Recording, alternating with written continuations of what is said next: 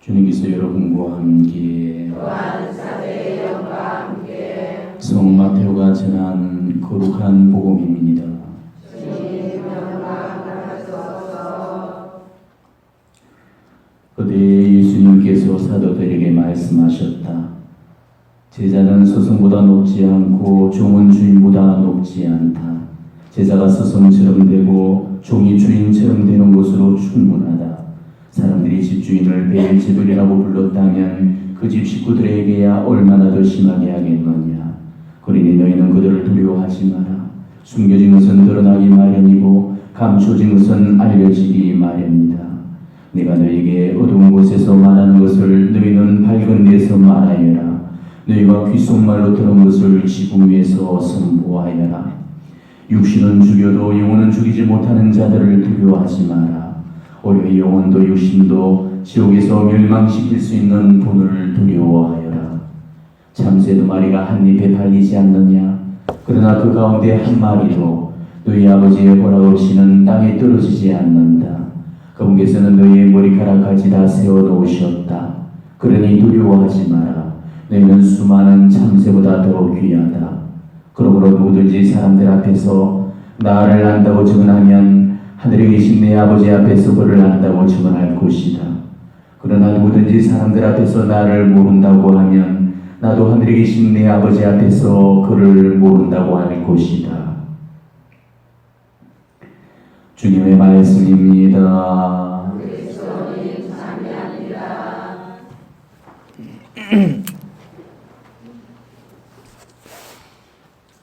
오늘부터 시작되는 또 독서가 바뀌었죠? 오늘 독서는 뭡니까? 네. 여러분들이 전례 주기에 따라서 말씀들이 그냥 무작위로 쭉 된 게 아니고요. 독서 같은 경우는 아마 오늘 이사야서가 봉독이 되었지만은 이사야서 앞전에는 뭐가 봉독되었어요? 호세아서. 그리고 그 앞에는 아모스서. 그죠? 이제 이후에는 또 이제 이사야서가 다음 주까지 쭉 이어지면서 또 미가서가 또 읽어지면서 계속 물론 그 이사야서의 전체 다를 보지는 못하지만 부분 중요한 그런 사건들을 중심으로 전례 말씀이 소개를 해두고 있어요. 그러니까 여러분이 꼭 이 매일 미사책에 언급되어 있는 그 대목만 보시는 게 아니고 거기서 오늘 읽고 그 다음날 건너뛸 때 오늘은 예를 들어서 6장이면 그 다음날 8장이라면 한 7장은 우리가 건너뛰어버리거든. 그럴 때 여러분들이 이걸 붙들고 같이 계속 함께 성경을 두고 이렇게 읽게 되면 그래서 우리가 이 매일 미사를 3년 동안 읽으면 어떻게 된답니까? 신구약 성경 한 번은 다 읽게 됩니다. 라는 그 문구가 있잖아요. 그죠? 그게 이 안에 그냥 내용만 읽는 것이 아니고 우리가 그런 식으로 따라서 전례 말씀에 따라서 빠져있는 부분들을 성경을 창조를 해서 읽을 때 그때 이제 우리가 3년 주기로 해서 한 번에 성경을 통독을 할 수 있다. 그 말씀입니다. 이제 오늘부터는 우리가 이사야 예언자 그리고 그 이사야 예언자의 또 하나님에 관한 그런 기록이 언급되어 있는 이사야서를 우리가 읽게 됩니다. 그래서 이사야서 읽으면서 도움이 되어주실 만한 그런 말씀 간단하게 드리도록 할게요. 자, 이사야 예언자는 아주 젊은 25살에 오늘 바로 천상환신을 통해서 어떻게 예언자가 되는지 그 소명의 과정을 오늘 독서가 밝히고 있죠. 그야말로 신비 체험 속에서 하나님의 거룩한 그 부르심을 받들게 됩니다. 그리고 무려 40년 이상 긴 세월 동안 하나님의 예언자로서의 그 예언직을 수행을 하시게 돼요.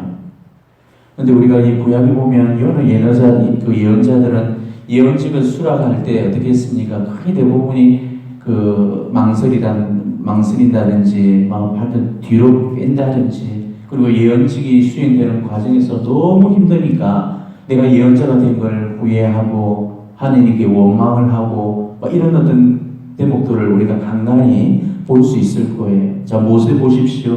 모세는 하나님이 파라오 앞에 그를 세우려고 그 떨기나무 앞에 나타나셨을 때 어떻게 했습니까? 저는 말 솜씨가 없어서 안 됩니다. 또 하니까 저는 혀가 굳은 자라서 안 됩니다.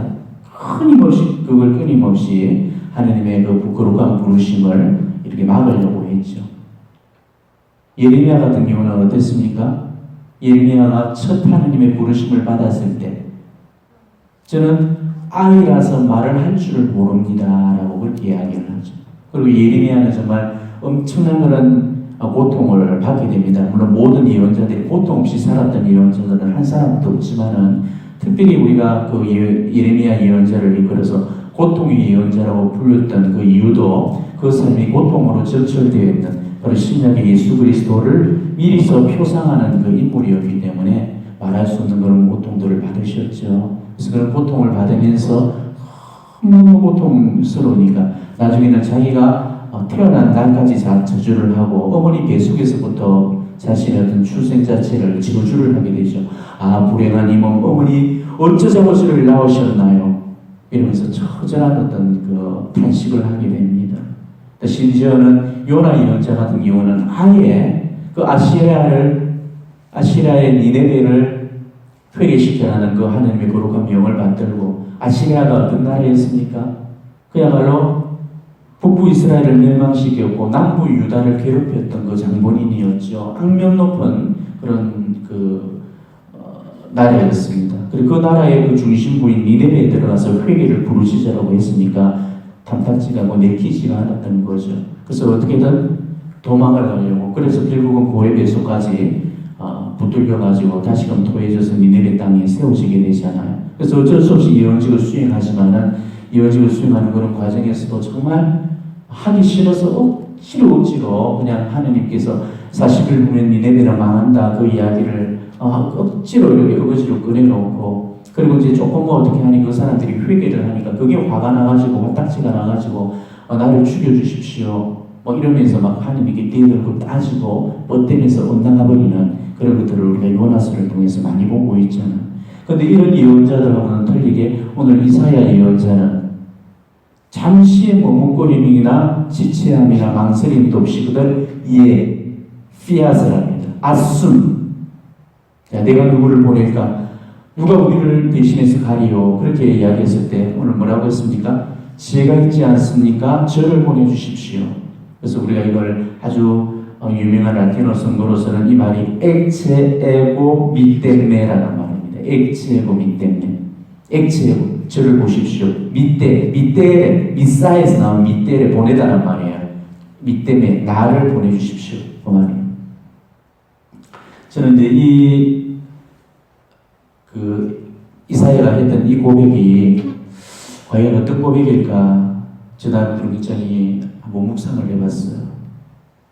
여러분 그 개그 콘서트에 예전에 봉숭아 학당이라는 그 프로그램 알고 계시죠?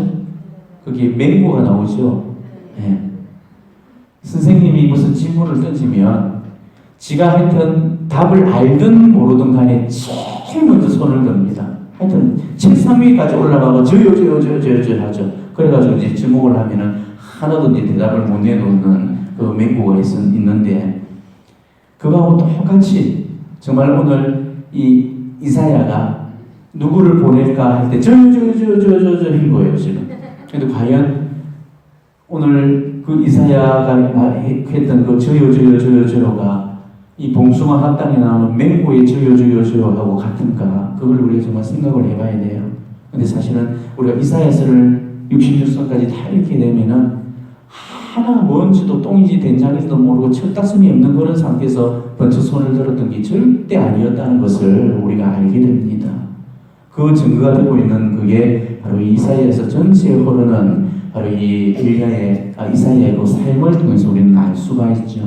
이 이사야는 그 소명받는 그 시간에서부터 죽음의 순간에 이르기까지 단 한 번도 하나님의 뜻을 거스려서 살지 않고, 그리고 머뭇거리거나 후회하지 않았습니다. 언제나 하나님의 눈 앞에 제일 먼저 주여를 외치면서 하나님의 뜻을 과감하게 이렇게 살았던 거죠. 그리고 자기가 받았던 그 명받았던 예언자의 그 길을 마지막까지 흔들림 없이 걸어가고 순교로서 장렬한 주요를 맞이하게 되십니다.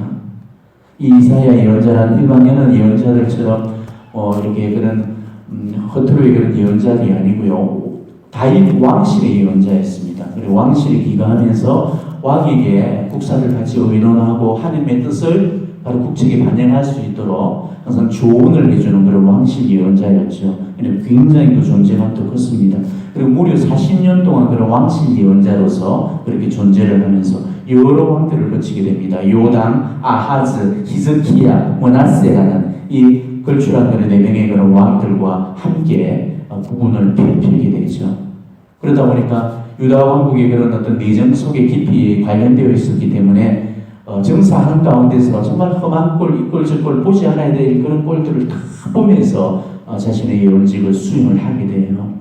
이사야가 예언 시기 동안에 국가적으로 굉장히 큰 위기가 2가지가 사건이 있었어요. 한 가지는 뭐냐면은 그 당시가 이제 아시리아라는 이 나라가 고대 근동의 패권을 쥐고 있었어요. 그래서 아시리아가 지금 다른 그 주변 민족들을 복속을 하면서 영토를 확장을 하고 있었던 시기였기 때문에 바로 그 아시리아, 바로 여기 시리아입니다. 아람 혹은 다마스쿠스라는 그 나라예요. 성경에서 그래 나오죠. 그리고 그 바로 밑이 북부 이스라엘, 그 바로 밑이 남부 유다가 되어 있어요. 지정학적인 위치가. 그런데 이 아시리아가 주변국들을 복속할 때 이제 제일 첫 타겟트가 되는 것이 바로 옆에 있는 시리아거든요. 시리아는 위기의식을 느낄 수밖에 없었죠. 점점 그 바른 세력들이 힘을 규합을 해서 주변 나라들을 다 치고 들어오니까 이제는 자기들이 이제 지금 받아야 되거든요. 그래서 이 시리아하고 그 다음에 시리아 다음으로 지금 그 위협에 노출되어서 떨고 있던 그 나라가 북부 이스라엘이었습니다. 시리아가 망해지면은 바로 그 저지선이 무너진과 동시에 바로 치고 내려오게 되어 있어요. 그러니까 이 북부 이스라엘하고 이 시리아 왕이 서로 결탁을 해서 동맹을 맺습니다. 우리가 힘을 합쳐서 저 아시리아의 저 힘에 항거하자. 그래서 이거를 시리아 에프라임 동맹이라고 그래요. 시리아고 에프라임은 북부 이스라엘을 애칭하는 표현이 에프라임이거든요. 이게 시리아 에프라임 동맹을 맺게 돼요. 그리고 이 동맹을 맺어도 불안한 거예요. 왜냐면은 자기들 둘이가 본들 오합지졸이고 저 큰 세력을 감당할 수 있는 그런 힘이 안 되는 거죠. 그러다 보니까 다시 유다 아하즈 왕이 유다를 왕국을 통치를 하고 있었는데 아하즈 왕한테 자 너희도 붙어라. 그리고 우리한테 힘을 합쳐라. 그리고 우리가 아시리아를 함께 막아보자. 이러면서 동맹을 제의를 하게 되죠.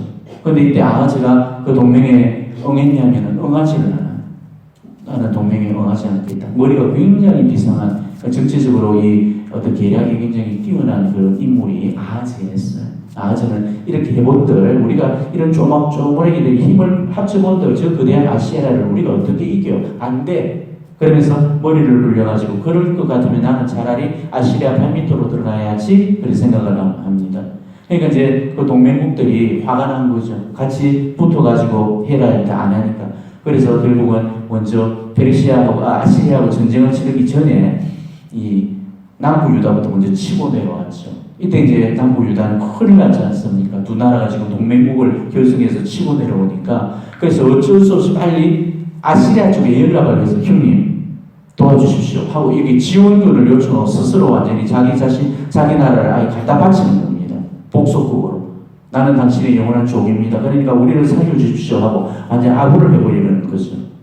아시리아는 이때다 싶어가지고 어떻게 하면 저 밑에까지 칠까 이렇게 묘약을 면책을 가지고 있었는데 그냥 복덩이가 저절로 물러 들어온 거죠. 그래서 이참에 바로 이제 공격의 명분을 갖고 이 시리아 에프라임 동맹부터 먼저 깨부수기 시작하죠. 그래서 1차 저지선은 시리아가 넘어가 버리고 2차적으로 북부 이스라엘이 또 함락이 되고 이러면서 그때 시리아도 멸망을 당하고 우리 이스라엘 역사에서 정말 안타까운 그 가장 큰 안타까운 역사의 한 가지 바로 북부 이스라엘이 사마리아가 멸망함으로써 BC 722년경에 이 아시리아에 의해서 침공당해서 패망을 해버립니다. 완전히 없어져 버린 거죠. 그러면 그거는 이제 끝나냐? 아니요. 그러고 나서 이제 유다로 넘어와서 유다는 이제 그야말로 이제 복속국으로서 식민지국이 된 거예요. 자기 스스로가 싸움도 한번 안 해보고. 그래서 완전 그 밑에서 굴종 외교 수약을 맺게 되죠. 그리고 아시리아는 엄청난 그런 배상을 요구를 하고 내가 너희들을 전쟁에 직접 나서서 이렇게 우리 군대들이 많은 피를 흘리고 우리 어떤 군수물자들이 많이 이렇게 소진되었으니까 거기에 대한 배상을 네가 해라 해가지고 엄청난 그런 돈을 또 뜯어가게 됩니다. 그리고 그것뿐만은 아니고 여러 가지 이제 외국의 자기 그 아시리아의 그런 문화와 문물을 수용할 수 있도록 그렇게 만들어 버렸죠. 그러다 보니까 혼혈이 생기게 됩니다. 이스라엘은 순수 혈통만 하나님의 어떤 자기 민족끼리만 결혼을 해야 되는데 이제 혼종이 생기고 혼혈이 생기면서 그 안에서 그리고 더러운 우상들이 마구 이제 그 유대 왕국 안으로 흘러 들어오게 되는 것이죠.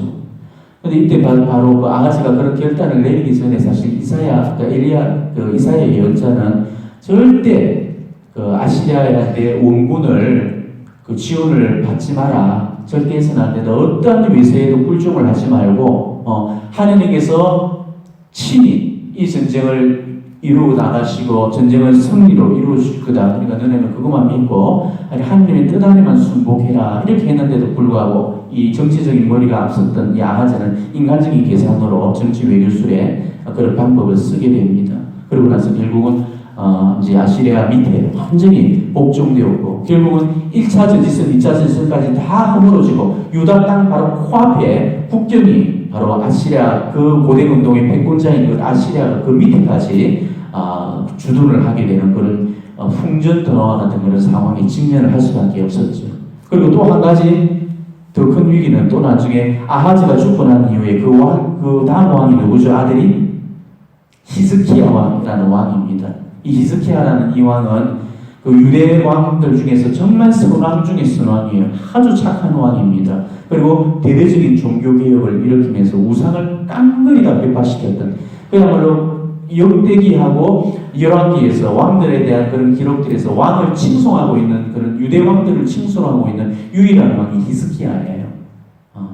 하늘이 보시기 동안 그 의로운 그런 그 일들을 많이 하게 됩니다. 특히 아버지였던 그 아하즈가 그 타락한 그런 나라 안에서 가진 우상들을 숭배를 하도록 하고 온 전국에 산당을 짓고 그리고 크게 망치한 정말 하나님께서 혐오하고 역겨워하는 그런 짓을 일삼고 이렇게 온 세상을 야외 신앙을 다 깡그리 다 배파시켰을 때 바로 그런 모습들을 목도를 했거든요. 그리고 또 한 가지 가슴 아픈 그런 자기 눈으로 직접 목도했죠. 바로 BC 722년경에 사마리아가 아시리아의 그 군합발에 의해서 무참하게 짓밟히고 패망하는 그 모습들을 바라보면서 정말 우리가 하나님의 뜻을 따르지 않을 때 우리의 구분이라는 것은 바로 이렇게 갈 수밖에 없는 것이구나 하는 역사적 교훈을 안고 그때부터 깡그리 바로 아하자 자기 아버지가 해놨던 모든 어떤 그 정책들을 다 뒤집어 엎어가지고 하나님의 뜻에 맞는 그런 질서로 회복을 하게 돼요. 그래서 전국에 있는 그 우상의 그런 산당들을 다 배파하고 예언자들 그 거짓 예언자들이며 이 그 우상의 그런 예언자들을 다 죽여버립니다. 그리고 모든 어떤 우상 세워진 그런 신상들을 다 깡그리 다 부숴버리죠. 이때 부서진 것들이 느우스타니 들어보셨죠? 모세의 뱀에게 물렸을 때 뿌리뱀을 세워가 그 보는 사람들은 다 치유가 되었잖아요. 그 뿌리뱀이 그때까지 수백 년 동안에 존속을 했던 것입니다. 그런데 사람들이 바로 그 뿌리뱀을 바라보면서 그 밑에서 절을 하고 분양을 하고 그리고 그 뿌리뱀은 하나님 그 구원 업적의 하나의 도구였는데 그 도구가 하나의 대상이 되어버렸던 거예요.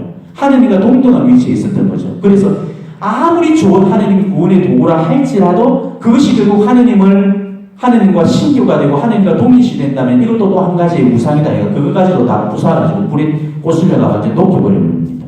이만큼 한호하게 우상 숭배를 통해 우상 숭배를 대대적으로 다 척결을 해버리게 되죠.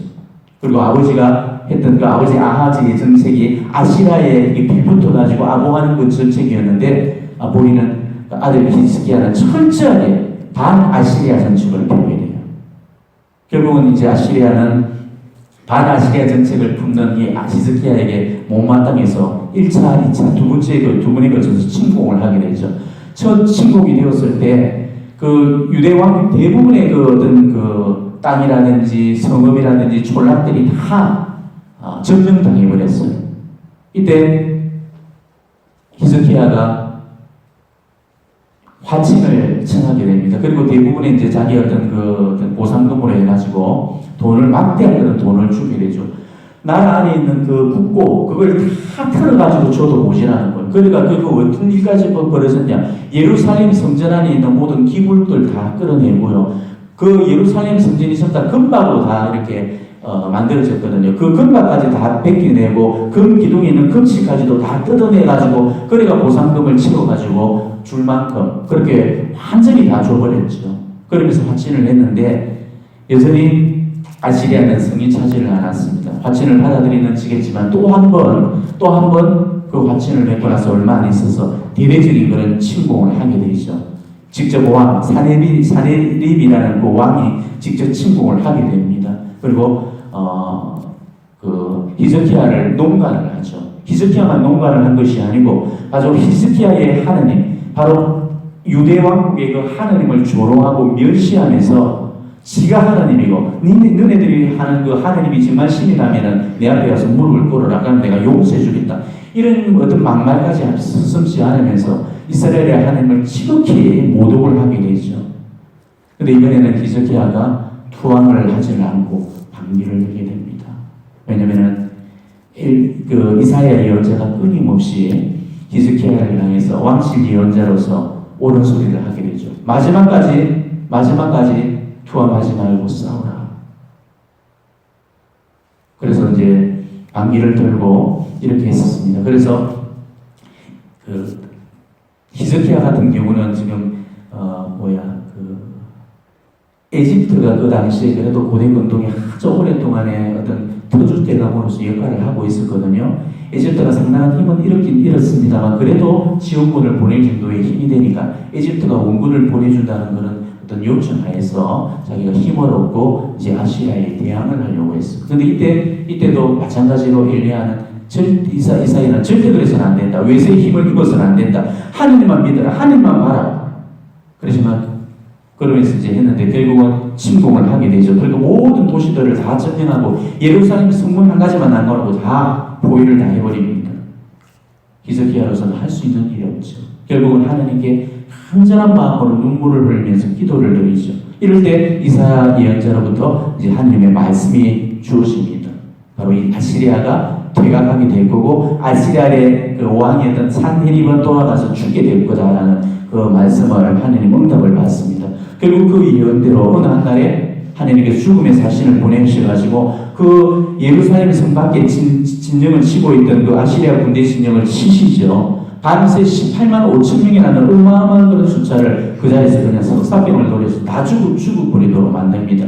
이스라엘 사람을 칼 하나 들지 않고 피 한 방울 손에 묻히지 않고 그냥 18만 5천 명을 떼죽음 시켜버리죠. 그리고 사네립이라는 이 왕도 결국은 자기 많은 자기 군사를 잃고 돌아가서는 자기 아들들의 손에 죽임을 당하게 되는 거죠. 정확한 하나님의 예언이 이루어지게 됐던 것입니다. 자, 이사야가 겪었던 오늘 이 두 가지 이야기, 이건 우리에게 너무나 많은 그런 중요한 교훈을 주고 있는 말씀이에요. 오늘 이 복음과도 맥을 같이 하는 말씀이죠. 자, 이스라엘의 전쟁은 누가 하는 것입니까? 이스라엘이 하는 겁니까? 하느님이 하시는 겁니까? 하느님이 하시는 거예요. 무기나 군대의 숫자가 하는 게 절대 아닙니다. 그래서 우리는 인간적인 책략, 인간적인 계산, 우리 인간적인 어떤 힘, 이런 것들을 절대 의존하지 말라는 것이 이 이사야 예언자의 성토 내용이었습니다. 왜? 아무리 많은 군대라 하더라도, 아무리 많은 좋은 그런 최신식의 무기라 할지라도 바람 한번 훅 하고 불어버리면 다 자빠지는 것이 바로 하나님의 힘이라는 것을 끊임없이 설파를 했던 거죠. 절대 우리가 하는 것이 아니고 하나님이 하시는 거라는 것입니다. 자, 다윗이 정말 얼마나 선왕이었습니까? 근데 다윗이 바세바의 그런 어떤 사건을 통해서 하나님 눈밖에 벗어난 적이 있었고 또 한 차례 하나님의 눈밖에 벗어났던 또 다윗의 일생안에서 그 비극적인 그 얘기가 하나가 있었습니다. 뭐냐면은 다윗이 어느 한날 호구조사를 실시했던 것. 하나님께서는 굉장히 화를 내시죠. 결국은 용서하는 대가로 엄청난 어떤 그것을 지불을 해야만 했습니다. 자, 왜 호구조사가 나쁜 거죠? 호구조사하면은 국민의 어떤 숫자를 지금 헤아리는 거거든요. 장정은 몇 명이고, 아이는 몇 명이고, 늙은이는 몇 명이고, 이걸 지금 파악을 하는 거예요. 근데 이게 뭐가 나쁩니까? 호구조사에서는 반드시 그 목적이 장정의 숫자를 헤아려 놓는 거거든요. 자, 장정의 숫자를 헤아린다는 것은 그건 뭔 말입니까? 그렇죠. 군대의 숫자를 지금 이렇게 파악을 하는 거예요. 군으로 지금 징집하고 차출할 수 있는 그 예비 군인들이 지금 어느 정도 되는가를 지금 파악을 한다는 거죠. 그걸 파악한다는 것 자체가 뭡니까? 하나님을 신뢰하지 않는다는 거예요. 인간의 어떤 힘에 의지하겠다는 거죠. 그래서 하나님께서 지금까지 그 이스라엘의 그런 전쟁을 인간의 힘에 의해서 이렇게 붙여놓은 게 아니거든요. 전적으로 당신의 힘에 의지했을 때, 우리가 신뢰했을 때, 바로 그 힘으로 이스라엘은 그 약소한 그런 나라였음에도 불구하고 주변국들하고도 싸워가지고 다 이길 수 있었고, 다 이렇게 전쟁에서 승리를 할 수가 있었단 말이에요. 그러니까 결국은 하나님을 신뢰하지 않는다는 거, 이게 얼마나 우리 하나님께서 마음 아파하시는가, 우리는 거기서 이것을 깨우치셔야 돼요. 그래서 특히나 이사야가 당신의 그런 예언직을 수행함에 있어서 정말 우리 역시도 오늘날 이 시대의 예언자로서 바로 이사야가 걸어왔던 그 어떤 하느님에 대한 신실한 믿음을 우리 역시도 본받고, 바로 그 이사야의 걸었던 그 길을 나도 본받는다는 그런 믿음으로 우리가 그 믿음의 길을 가야 됩니다. 하느님 마음에 드는 그 삶을 살 때, 하느님 눈밖에 벗어나지 않을 때, 그때 우리 하느님 우리에게 축복을 주시게 되고, 우리가 하느님의 마음에 들지 않고 하느님 눈밖에 벗어나게 될 때 아무리 인간적인 힘을 갖고도 그것은 멸망하고 실수하고 실패가 따를 수밖에 없다는 것을 이스라엘의 역사가 교훈적으로 알려주는 거예요. 그러니까 절대 하느님께서 하라시는 것은 하고 하느님께서 하지 말라는 것은 내 목에 칼이 들어와도 우리는 안 해야 됩니다. 바로 반대로 했기 때문에 결국은 이스라엘의 대망을 겪을 수밖에 없었고, 유다 왕국이 그토록 주변국들한테 그만큼의 어떤 멸시와 모멸을 당할 수밖에 없었던 거죠. 하나님께서 그토록 싫어했던 그 우상 숭배를 마지막까지 붙들었잖아요. 하지만 이사야는 언제까지나 하나님의 특만을 사람들에게, 그리고 왕들에게 고지를 했던 것입니다. 그리고 절대 외적인 어떤 힘에 의존하지 말라는 것을 일성을 걸고 강력하게 경고를 해주십니다. 이사야는 외적인 어떤 힘에 의존하는 것을 대단히 싫어했습니다. 우리가 믿을 수 있는 힘은 오로지 하느님의 힘이라는 것. 우리가 하느님의 힘만 입으면 우리는 안 되는 것이었고 못하는 것이 없다는 것입니다. 우리 하느님의 현존 방식이라는 것은요, 정말 도저히 일어날 수 없는 기적 같은 그런 일이 바로 하느님 안에서는 능히, 그것도 너무나 쉽게 그렇게 일어날 수 있다는 것이요. 잘 보십시오. 방금 아까 제가 흘려드렸던 그 사례에서도 코앞에까지 진격했던 그 아시리아 군대, 이제 예루살렘 성막 무너지면 금세라도 이제 유다 왕국도 멸망을 되풀이해야 될 그런 풍전등화 같은 그런 상태에서 우리 인간은 힘 한 번만 쓰지 않고 하느님께서 죽음의 사실을 보내서 흑사병을 돌려가지고 18만 5천 명을 그냥 치시고 자기 지발로 자기 스스로가 퇴각을 하도록 그걸 만드는 것, 이게 하느님의 힘이라는 것입니다. 그런데 이스라엘이라는 이 족속들은요, 이런 하느님의 무지막지한 이런 기적과 같은 이런 하느님의 능력을 평생 동안 수천 년의 역사 동안 경험을 했거든요. 하나님께서 그 파라오를 이집트의 학생에서부터 파라오부터 구출할 때 어떤 능력을 부르셨습니까? 파라오의 기병과 그 군마를 그 홍해 바다에 빠뜨리시고 다 멸절시켜 버렸잖아요. 이스라엘 백성만 다 살리셨습니다. 난공불락의 성이었던 예리고성, 도저히 가나안 땅에 들어갔을 때 이 성만큼은 우리가 가지지 못하리라 여겼던 그 난공불락의 성도 총이고 칼이고 뭐가 이게 아니었어요. 그냥 성을 돌면서 나팔을 불고 고함하는 소리에 그냥 그대로 와라라고 부러졌습니다. 이게 하느님의 힘이라는 거예요. 계약계만 딱 앞세웠다면 도저히 승산이 없던 그런 싸움도 계약계를 통해서 승리를 가져다 주셨던 거, 이게 하느님의 힘이라는 거죠. 하느님의 힘만 믿으면 우리가 능히 이길 수 없는 어떤 싸움이 없거든요. 그래서 이스라엘의 그 역사가 우리에게 그걸 교훈으로 알려주잖아요. 모든 사람한테서 하나님을 빼낸 그 힘보다는 한 사람한테서 하나님을 보탠 힘이 훨씬 더 크고 세다는 것, 그걸 우리에게 끊임없이 이스라엘의 역사는 우리에게 교훈적으로 일러주고 있어요. 이걸 우리한테 적용을 하셔야 됩니다. 주변 상황이 악화되고 우리 역시도 이러지도 저러지도 못할 그런 한계 상황에 직면할 때가 많습니다. 그럴 때 우리는 이렇게 편안할 때는 하나님을 잘 믿어드리시오. 그렇지만 우리가 정말 어렵고 힘들고 외롭고 고단하고 정말 답이 없고 길이 없는 그런 순간에 다 맞닥뜨렸을 때 우리가 그토록 하나님을 믿습니다 했던 우리의 신뢰는 그 순간에 실종되어 버립니다. 그때부터 우리는 하나님을 보지 않죠. 우리의 모든 어떤 것들은 인간적인 방법과 수단으로 우리 눈길이 모아집니다. 그래서 돈 있는 사람들을 찾아가서 돈을 빌리고 뺏기는 사람들한테 아부를 하고 어떻게든 인간적인 모든 방법으로서 내 방법, 내 방식으로 그 문제를 풀려고 하죠. 그렇지만 결국은 그렇게 풀었던 내 방법은 실패로 돌아가게 됩니다. 바로 그런 순간에 우리가 하나님을 붙들 때 내 힘에 의해서가 아니고 바로 하나님의 힘에 의해서 내 문제가 해결되어진다는 것. 우리가 정말 신앙인이라면 바로 그런 순간에 우리의 어떤 신뢰가 절대 실종되어서는 안 되고 하나님에 대한 신실한 그런 믿음 한 가지로 우리가 하나님께로 나아갈 수 있어야 됩니다. 어제 보면도 그랬죠. 전대, 금이나 은이나 뭐나 다 가지고 가지 말라는 거. 가장 필요한 것들을 가지고 가지 말라는 것입니다. 왜? 오로지 하나님 한 분만 네가 가지고 간다면 다른지는 모든 하나님 손 안에 다 있으니까. 네가 따로따로 가져가서 하나님만 가져가면 그 안에 다 있으니까 하나님만 신뢰하고 하나님만 가져가라는 소리예요. 우리 삶의 아무리 어려운 순간에도 하나님만 가지게 되면 우리는 다른 걸 다 소유하게 되는 것입니다. 이거 정말 위기의 순간에, 우리 인생의 그런 굴곡의 순간에 우리가 하나님을 마지막까지 믿어드릴 수 있는 그런 신실한 배짱. 내가 하나님을 믿어드려야만이 하나님도 나를 믿어주십니다. 내가 하나님을 못 믿는데 하나님이 나를 어떻게 믿어주실 수가 있겠어요? 그런 관계 속에서, 그런 신뢰가 사무 형성되지 않은 관계에서 어떻게 하나님이 우리에게 기적을 베풀어 주시고 우리의 어떤 문제를 해결해 주실 수가 있습니까?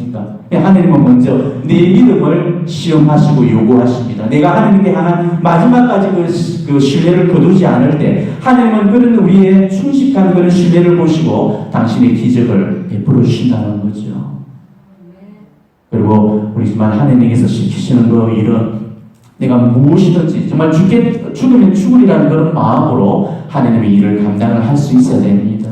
사실 이사야는 언제 어디서 어떻게 죽었는지 기록상으로 나와 있지 않아요. 그렇지만 우리 교회 그런 전승에 따르면은 바로 히스기야의 아들이었던 므낫세라는 왕 들어보셨죠? 그야말로 전 이스라엘의 남유다 북이스라엘을 다 통틀어서 가장 사악한 왕이라고 불리는 왕이 므낫세라는 왕입니다.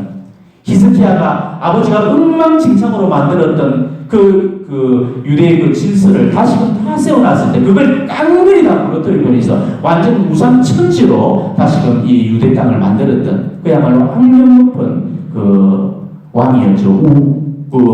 우상 숭배의 신봉자였습니다. 그러다 보니까 그 우상 숭배를 하면서 다시금 회복시켰던 그 야훼 신앙을 면제시키기 위해서 야훼의 그런 예언자들이며 야훼의 제사장들을 모조리 다 하여튼 학살하고 다 죽여버리게 되죠. 바로 그 손에 그 므낫세의 무자비한 그런 학점과 그 손길에 의해서 무참하게 학살된 걸로 그렇게 추정이 됩니다. 그러니까 어떻게 보면 가장 비참한 인생 말로를 맞았죠. 그렇지만 우리 눈에는 아마 굉장히 어리석은 그런 죽음으로 비춰질지 모르긴 하지만 그 예언자 이 이사야는 정말 행복하게 죽어갔을 겁니다. 소명의 자리에서도 저요 하고 제일 먼저 손을 들었듯이 그 순교의 자리에서도 어쩌면 저요 하면서 제일 먼저 손을 들으면서 그렇게 피를 흘리며 죽어갔을 겁니다. 오늘 예수님께서 분명히 이야기하십니다. 육신은 죽여도 영혼을 죽이지 못하는 자들을 두려워하지 마라. 오히려 영혼도 육신도 지옥에서 멸망시킬 수 있는 분을 두려워하라. 이렇게 이야기하시죠. 우리가 정말 하나님을 무수하게 되면요, 우리는 이 세상 어떤 세력도 우스워집니다. 바로 그럴 때 우리는 순교를 할 수가 있어요. 하지만 우리가 우리 주변의 여건들을 무수하게 되면 우리는 결국 하나님을 우수하게 됩니다. 결국은 우리는 배교할 수밖에 없죠.